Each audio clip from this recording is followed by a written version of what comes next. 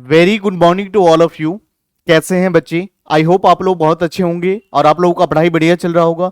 तो जैसे कि सीए फाउंडेशन बिजनेस लॉ की अगर हम बात करें तो लास्ट क्लास के अंदर भी हम लोगों ने सेल्स ऑफ गुड्स एक्ट 1930 का हम लोगों ने कुछ इंपॉर्टेंट क्वेश्चंस और केस स्टडीज करा था।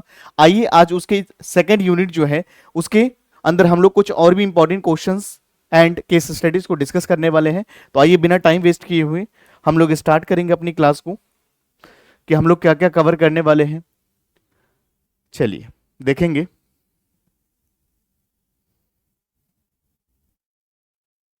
ये सेल्स ऑफ गुड्स एक्ट 1930 का यूनिट नंबर सेकंड का कुछ इंपॉर्टेंट क्वेश्चंस रहेगा बच्चे, जिसको हम लोग डिस्कस करने वाले हैं। तो आइए business law chapter number third unit number 2 important questions रहेगा। आइए इसके बारे में हम लोग डिस्कस करेंगे। ये क्लास उन सभी बच्चों के लिए इंपॉर्टेंट है, वेरी वेरी इंपॉर्टेंट है, जिनका एग्जाम मई 2025 में है। इस बात का ध्यान रखेंगे, सभी बच्चे जरूर देखेंगे। केस स्टडी इससे पहले भी मैंने करा रखा है, इंपॉर्टेंट क्वेश्चंस का भी सीरीज कराया है। तो जिन बच्चों ने नहीं देखा पहले जाकर के इन्हें जरूर देखिए। केस स्टडीज बहुत सारे मैंने करा रखा है, बहुत सारे केस स्टडीज भी करा रखा है इंडियन कॉन्ट्रैक्ट एक्ट 1872 का। और आज हम लोग जो है सेल्स ऑफ गुड्स एक्ट का गुड्स एक्ट 1930 का जो है यूनिट नंबर सेकंड हम लोग डिस्कस करने वाले हैं। तो आइए बच्चे यहां पर हम लोग बात करेंगे सेल्स ऑफ गुड्स एक्ट 1930 के अंदर चैप्टर नंबर आपका 3 रहेगा। Chapter number 3 unit number second condition and warranties के चैप्टर से हम लोग करने वाले हैं। आइए कुछ वेरी वेरी इंपॉर्टेंट क्वेश्चन जो आपके एग्जामिनेशन में पूछे गए हैं उसके बारे में चर्चा करेंगे। तो what is the difference between condition and warranties? जब मैंने क्लास लिया था तो मैंने आपको बताया था कंडीशन क्या होता है, वारंटी क्या होता है। मैंने कहा था कंडीशन मेन पर्पज होता है किसी भी कॉन्ट्रैक्ट के लिए, इसेंशियल होता है, बट वारंटी की जब बात करते हैं सेकेंडरी होता है, नॉट प्राइमरी। तो आइए बच्चे हम लोग यहां पर डिस्कस करने वाले हैं कि what is the difference between condition and warranties in a contract of sale. Contract of sale के अंदर आपको बताना है यहां पर कि कंडीशन क्या होता है, वारंटी क्या होता है, दोनों में क्या डिफरेंस है। तो आइए हम लोग सॉल्यूशन की ओर मूव करेंगे बच्चे। Provision according to section 12 of the sales of goods act 1930, a condition is a stipulation essential to the main purpose of contract। बच्चे ध्यान रखेंगे, कभी भी कंडीशन की जब हम बात करते हैं तो यहां पर इसेंशियल और मेन पर्पज होता है, किसी भी कॉन्ट्रैक्ट का बेस होता है, हम उसको क्या कहते हैं, कंडीशन बोलते हैं। Warranty is a stipulation to collateral. तो कभी भी ध्यान रखिएगा जब भी कंडीशन की बात करी जाएगी बच्चे तो आपको इसेंशियल और main purpose of the contract यानी कॉन्ट्रैक्ट का बेस की बात करी जा रही है। और जहां पर कोलेटरल की बात करते हैं, एडिशनल की बात करते हैं, सेकेंडरी चीजों की हम बात करते हैं बच्चे, दिस इज कॉल्ड वारंटी। समझ में आ गया? क्लियर है? चलिए कंक्लूजन की बात करें, breach of condition allows the buyer repudiate the contract. सवाल ये उठता है कि सर ये बताइए जब कंडीशन ब्रीच होगा तो क्या होगा, क्या रेमेडीज अवेलेबल है बायर के पास? और अगर यहां पर वारंटी अगर ब्रीच होती है तो क्या हमारे पास अवेलेबल रहेगा, क्या हम कर सकते हैं, क्या हम यहां पर रेपुडिएट कर सकते हैं या नहीं कर सकते हैं? तो आइए, breach of condition allow repudiate of contract, यानी जब आपका कंडीशन ब्रीच होता है तो आपके पास ये अधिकार होता है कि कॉन्ट्रैक्ट को टर्मिनेट कर सकते हो, क्लेम डैमेजेस कर सकते हो। समझ में आ गया? बट जब बच्चे वारंटी अगर आपको ब्रीच हुई है तो सिर्फ और सिर्फ आप क्लेम डैमेजेस कर सकते हैं, यहां पर कॉन्ट्रैक्ट को खत्म नहीं कर सकते, समाप्त नहीं कर सकते।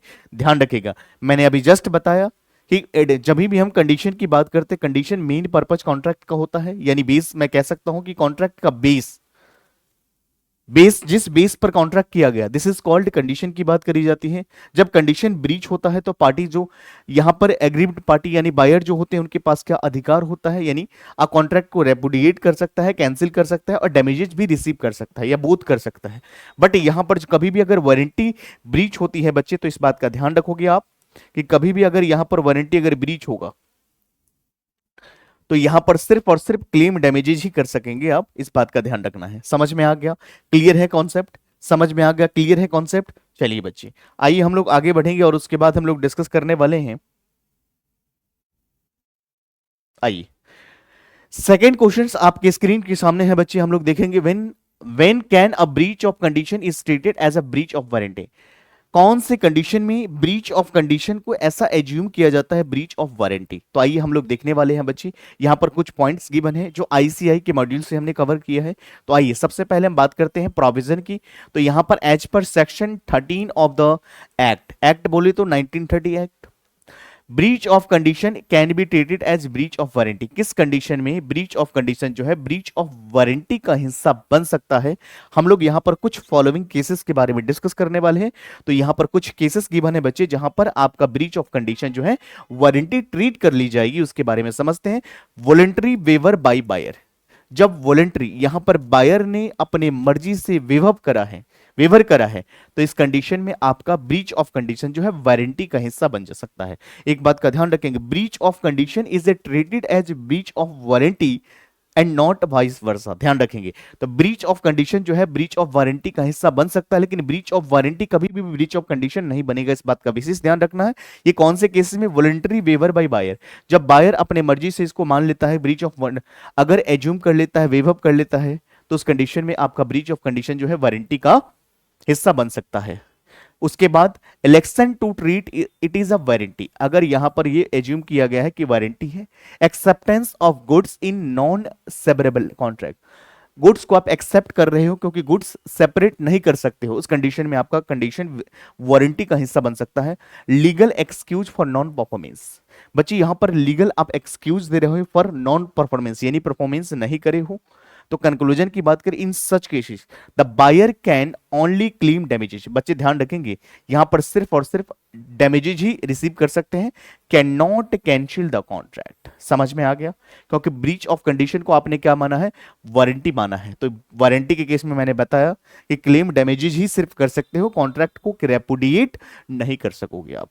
समझ में आ गया बच्चे? क्लियर है पॉइंट्स? चलिए हम लोग आगे बढ़ेंगे। आइए, explain the implied condition as to fitness for particular purpose। explain the implied condition, हम लोग यहां पर implied condition as to fitness और particular purpose की बात करें बच्चे, यहां पर implied condition as to fitness बताया था बच्चे जब मैंने क्लास लिया था। डिटेल्स में अगर लेक्चर को देखना चाहते हो तो आप हमारे चैनल पे जाकर के देख सकते हो। जब आप हेडिंग डालोगे, नाम डालोगे, तो आ जाएगा बच्चे explain the implied condition as to fitness for a particular purpose। आइए यहां पर समझिएगा, explain the implied condition as to fitness for a particular purpose के अंदर हम लोग बात करने वाले अंडर सेक्शन 16 सबसेक्शन 1 के अंदर बताया गया, इफ द बायर इन्फॉर्म्स। अगर यहां पर बच्ची समझिएगा, आइए हम लोग यहां पर समझने वाले हैं बच्ची, ध्यान से देखिएगा। क्वेश्चन नंबर 3 ये कहता है explain the implied condition as to fitness for a particular purpose की बात करी तो प्रोविजन के अंदर अगर हम बात करें बच्चे सेक्शन 16 सबसेक्शन 1 के अंदर बताया गया, if the buyer informs the seller, if buyer informs the seller for a specific purpose. यहां पर बायर ने सेलर को ये बता दिया है, यहां पर बायर ने इन्फॉर्म कर दिया है सेलर को specific purpose and realise on, ये भरोसा करता है सेलर के स्किल्स के ऊपर, and seller deals in such goods. Seller अगर डील कर रहा है उस गुड्स के अंदर, there is an implied condition that goods shall be fit for that purpose. बिल्कुल सही बात है बच्चे। तो कभी भी अगर मान लीजिए यहां पर बायर और सेलर के केस में अगर बायर उसके स्किल्स के ऊपर रियलाइज करता है, भरोसा करता है, तो इस कंडीशन में गुड्स एकदम सही होना चाहिए, जिसको फीड कर, जिसको हम अच्छी तरीके से उसको यूज कर सके, या फिट होना चाहिए जिस पर्पज के लिए परचेज करा गया। कंक्लूजन की बात करें बच्ची, if these conditions are not met, अगर ये कंडीशन मीट नहीं की जाती है, and the goods turn out unfit, अगर गुड्स उस कंडीशन में अगर अनफिट होता है, तो buyer can repudiate the contract and contract और क्लेम डैमेजेस। तो बच्चे यहां पर बायर के पास ही अधिकार होता है कि कॉन्ट्रैक्ट को रेपुडिएट कर सकता है और क्लेम डैमेजेस भी रिसीव कर सकता है। कब? जब यहां पर बायर ने इन्फॉर्म कर दिया है सेलर को स्पेसिफिक पर्पज, बता दिया है कि इस गुड्स को हमने परचेज करा है इस पर्पज के लिए, या सेलर बायर जो है रियलाइज कर रहा है, भरोसा कर रहा है किस पर? सेलर के ऊपर। तो उस कंडीशन में गुड्स सही होना चाहिए। अगर नहीं होता है, फिट अगर नहीं होता है जिस चीज के लिए परचेज किया गया है, उस कंडीशन में ये बायर के पास ये अधिकार होता है कि गुड्स को क्या कर सकता है, यहां पर कॉन्ट्रैक्ट को कैंसिल कर सकता है, रेपुडिएट कर सकता है और क्लेम डैमेजेस कर सकता है। कॉन्सेप्ट समझ में आ गया बच्चे? क्लियर है पॉइंट्स? चलिए आइए अगला इस सवाल स्क्रीन के सामने है आपकी। अगला प्रश्न आपके स्क्रीन के सामने है। यहां पर हम लोग क्वेश्चन नंबर 4 की बात करेंगे। What is the doctrine of caveat emptor? बच्चे डेक्टोरीन ऑफ कैविएट एम्प्टर का मतलब क्या होता है, इसके बारे में हम लोग समझने वाले हैं। तो आइए what do mean by the term doctrine of caveat emptor, और इसके कुछ एक्सेप्शंस के बारे में हम लोग चर्चाएं करेंगे बच्चे। तो आइए हम लोग समझते हैं। सबसे पहले हम बात करें प्रोविजन का, तो सेक्शन 16 कैविएट एम्प्टर का मतलब क्या होता है, लेट्स बायर वी वेयर। यहां पर यह बताया गया है कि ग्राहक जागो, ग्राहक सावधान रहो। बात समझिएगा, the buyer must examine goods before purchase. ये बायर के पास अधिकार होता है कि गुड्स को परचेज करने से पहले उसको एग्जामिन अच्छे तरीके से कर सके। इस जो रूल्स है, एक्सेप्शंस इसके क्या है उसके बारे में चर्चा करेंगे। जो कैपिटल एम्प्टर का जो रूल्स है उसके क्या एक्सेप्शंस है, तो number 1, purpose made known to seller. जो पर्पज है ये किसको पता होना चाहिए, सेलर को पता होना चाहिए। सेलर सेल बाय डिस्क्रिप्शन और सैंपल, जब गुड्स आप सेल करते हो डिस्क्रिप्शन के थ्रू और सैंपल के थ्रू, तो गुड्स कैसा होना चाहिए, एज पर डिस्क्रिप्शन होना चाहिए, एज पर सैंपल होना चाहिए। इस बात का ध्यान रखेंगे। जब आप गुड्स को सेल करते हो ट्रेड और यूजेज के थ्रू, तो ऐसा ही होना चाहिए। सेलर फ्रॉड और कंसीलमेंट ऐसा नहीं होना चाहिए, फ्रॉड नहीं कर सकता है। कंक्लूजन की बात करें, डेक्टोरीन प्रोटेक्ट सेलर्स। बच्चे ध्यान रखेंगे, doctrine protect sellers but in these exceptions buyer protected. समझिएगा, डेक्टोरीन जो है वो प्रोटेक्ट सेलर को कर रहा है, बट इसके एक्सेप्शन जो है किसको प्रोटेक्ट कर रहा है, बायर को कर रहा है। समझ में आई बात, क्लियर है पॉइंट्स। बढ़ सकता हूं आगे, तो सिंपल तरीके से समझना, डेक्टोरीन जो है यहां पर किसको प्रोटेक्ट कर रहा है, किसको सुरक्षा दे रहा है, सेलर को। बट यहां पर इसके एक्सेप्शंस, इसके कुछ अपवाद है, वो किसको प्रोटेक्ट कर रहा है, किसको सुरक्षा प्रदान कर रहा है, बायर को। क्लियर है, समझ में आ गया। चलिए आगे बढ़ेंगे। आइए बच्चे हम लोग बात करेंगे क्वेश्चन नंबर 5 आपके स्क्रीन के सामने है। Explain any 3 implied warranties under sales of goods act, sale of goods act 1930। आइए बच्चे हम लोग बात करेंगे इसके सॉल्यूशन के ऊपर। हम लोग बात करने वाले हैं 3 इंप्लाइड वारंटीज। क्या वारंटीज है उसके बारे में चर्चाएं करेंगे। तो आइए, as per section 14 of and section 16, as per section 14 and section 16 implied warranties includes, number 1, warranty of undisturbed position. क्या है बच्चे, warranty of undisturbed position, warranty of freedom from encumbrance, उसके बाद वारंटी एज पर क्वालिटी और fitness by trade usages. तो यहां पर simple तरीके से अगर बात करें बच्चे, ये 3 इंप्लाइड वारंटी, यहां पर वारंटी क्या है, अनडिस्टर्ब पोजीशन होना चाहिए, वारंटी ऑफ फ्रीडम फ्रॉम अनकम्ब्रेंस होना चाहिए, और वारंटी एज टू क्वालिटी और फिटनेस होना चाहिए। तो वारंटी, ये सारे के सारे इंप्लाइड कंडीशंस हैं कि गुड्स कैसा होना चाहिए, इंप्लाइड है कि जिस चीज के लिए परचेज करा है, जिस पर्पज के लिए परचेज किया है, वो पर्पज पूरा करते हुए होना चाहिए। कंक्लूजन की बात करें, warranties ensure that buyer enjoy proper use. यहां पर अगर वारंटी जो है एंश्योर करता है that buyer enjoy proper use and benefits goods post sale unless expressly excluded. Clear है पॉइंट्स। चलिए हम लोग आगे बढ़ेंगे। उसके बाद हम लोग बात करेंगे बच्चे यहां पर breach of condition and warranties versus warranties. आइए, breach of conditions versus warranties, इसके माध्यम से मैं प्रैक्टिकल क्वेश्चंस के साथ आपको समझाने का प्रयास करूंगा। आइए हम लोग समझते हैं। हालांकि ब्रीच ऑफ कंडीशन क्या होता है, वारंटी क्या होता है, ये चीजें आपको समझ में आ चुका है। तो आइए हम लोग इसको एक बार प्रैक्टिकल प्रॉब्लम के साथ, जो आपके एग्जामिनेशन में आते हैं केस स्टडीज के फॉर्म में, तो आप ध्यान रखेंगे इन चीजों का। चलिए यहां पर देखिएगा, प्रॉब्लम की बात करें बच्चे, यहां पर Ravi bought a washing machine from X electronic. Ravi ने एक परचेज करा washing machine from X electronic after using assured that it support heavy woolen loads. On the first use, the machine manufacturer the machine malfunctioned when used with woolen blankets. Ravi reported the issues, but Schiller refuses to accept the return, stating only replacement of the motor is possible. उन्होंने कहा कि देखो इसको मैं क्या करूंगा, सिर्फ और सिर्फ रिप्लेसमेंट दे सकता हूं। Ravi insist on returning the machine. Ravi ये चाह रहा कि इस मशीन को हम वापस करें, बट यहां पर क्या हुआ, जिससे उसने परचेज करा है, उन्होंने ये कहा है सेलर ने कि देखो इसको रिप्लेसमेंट मैं कर सकता हूं। what are his right under the sale of goods act 1930, उसके पास क्या राइट है उसके बारे में चर्चाएं करेंगे। आइए बच्चे हम लोग सॉल्यूशन की बात करें तो प्रोविजन की बात करें, as per section 16 sub section 1 of the sales of goods act 1930 the buyer has made known the particular purpose. ध्यान रखिएगा यहां पर Ravi bought a washing machine from X electronic after being assured that it is support heavy woollen loads on first use. इन्होंने पहले ही सब कुछ बता दिया है तो समझिएगा, if the buyer has made known the particular purpose and realize on seller skills, the goods are of the type of seller deals in, there is an implied conditions of fitness of the purpose.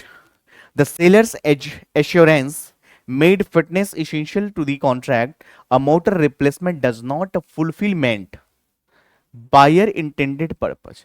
Motor replacement करना उसके लिए solution नहीं है।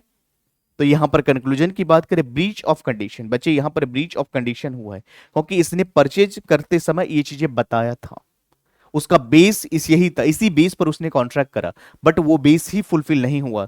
इस condition में contract को repudiate कर सकता है, कैंसिल कर सकता है और डैमेजेस रिसीव कर सकता है। तो this is a breach of condition not warranty, hence Ravi can rejected the machine and ask for full refund. समझ में आ गया बच्चे, क्लियर है पॉइंट्स, बढ़ सकता हूं आगे, चलो आइए उसके बाद अगर हम आगे बात करें बच्चे, सेल बाय डिस्क्रिप्शन और सैंपल। जब आप सेल करते हो डिस्क्रिप्शन और सैंपल के थ्रू तो क्या होना चाहिए, तो आइए हम लोग इसको पढ़ेंगे। रमेश ऑर्डर 100, समझिएगा जब यहां पर सेल बाय डिस्क्रिप्शन, जब आप गुड्स को बेचते हो डिस्क्राइब करके सैंपल के थ्रू, तो आपका गुड्स कैसा होना चाहिए, एज पर डिस्क्रिप्शन होना चाहिए, एज पर सैंपल होना चाहिए। Ramesh order 100 short level as a 100% cotton from trendy threads based on a sample shown in the shop. The shots delivered match the sample in design but turned out to be 60% cotton. Ramesh complained but the seller says that exactly as per the sample shown. Ramesh can rejected the shot। फिर से पढ़ेंगे सवाल को बच्चे। Ramesh ordered 100 shirt labeled as 100% cotton from trendy threads based on a sample shown in the shop. Shop में दिखाया गया sample 100% cotton होगा। The shot delivered match the sample in design but turned out the only 60% cotton. जब इसको check किया गया sample description को तो 60% ही कॉटन निकला। रमेश ने कंप्लेन करा but the seller says that says they are exactly as per the sample। उन्होंने बताया कि सैंपल के जैसा ही है। Can Ramesh reject the shot? आइए पढ़ते हैं। According to section 15 of the act, in sale by both sample and description the bulk must correspond with both. Sample के जैसा होना चाहिए, डिस्क्रिप्शन के जैसा होना चाहिए, sample and description. if it fails to meet either, the buyer can reject goods. अगर ये दोनों चीज मिट नहीं करता है उस कंडीशन में बायर इसको क्या कर सकता है, रिजेक्ट कर सकता है।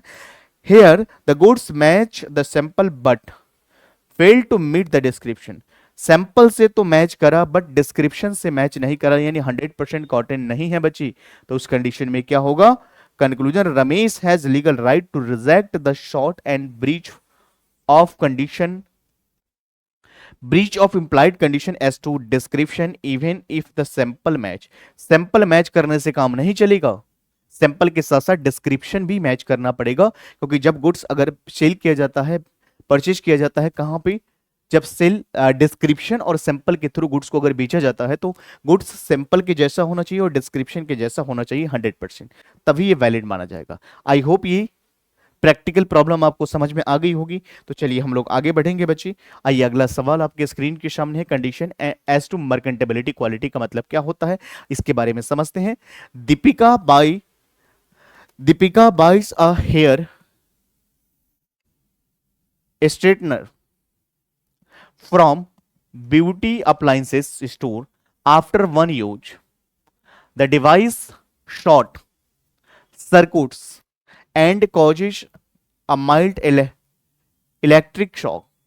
Say return it, but seller refuses to accept it back, saying she should have tasted in one shot tested in one store, can Deepika claim remedies, क्या दीपिका ऐसा कर सकते हैं? तो आइए, as per section 16 subsection 2 of the Sale of Goods Act 1930, when the goods are bought by description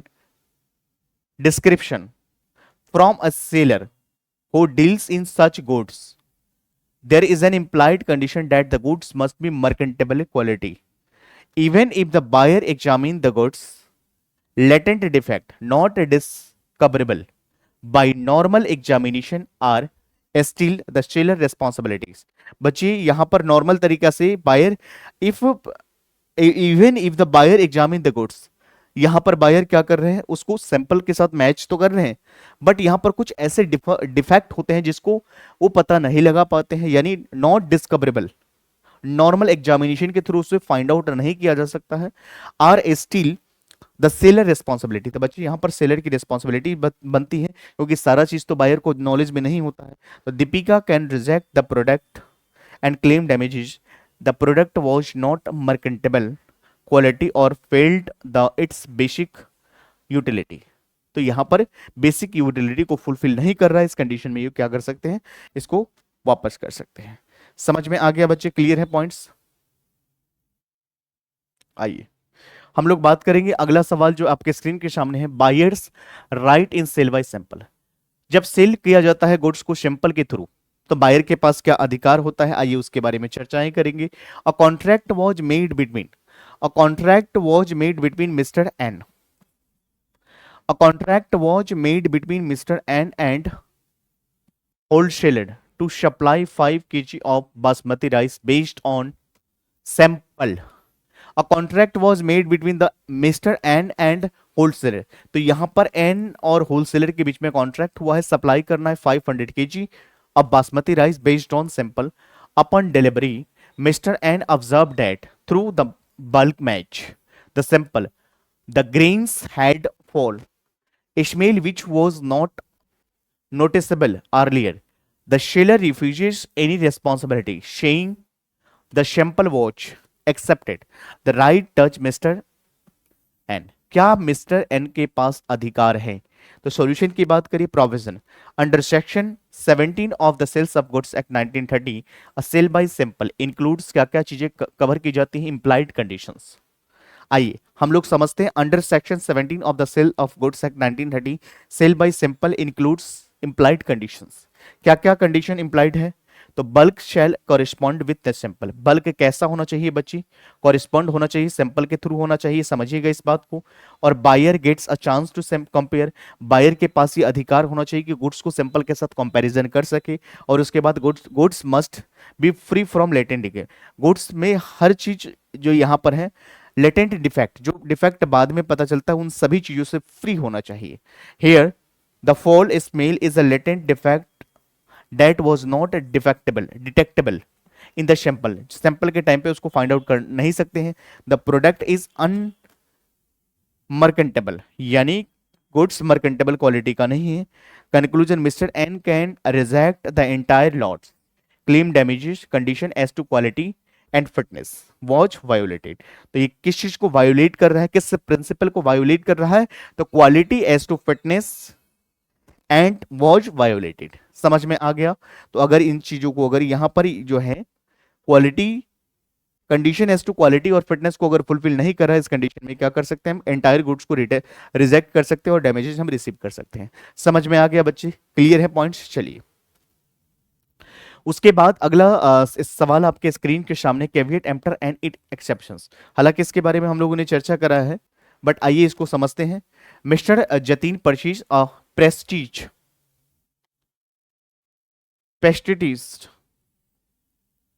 sprayer from AgroPro, stating it was used on a mango trees. The product was suggested by the seller and used accordingly. After application, the sprayer damages the leaves and fruits. AgroPro denies liability, hitting buyer responsibility. Can Mr. Jatin can claim any remedies?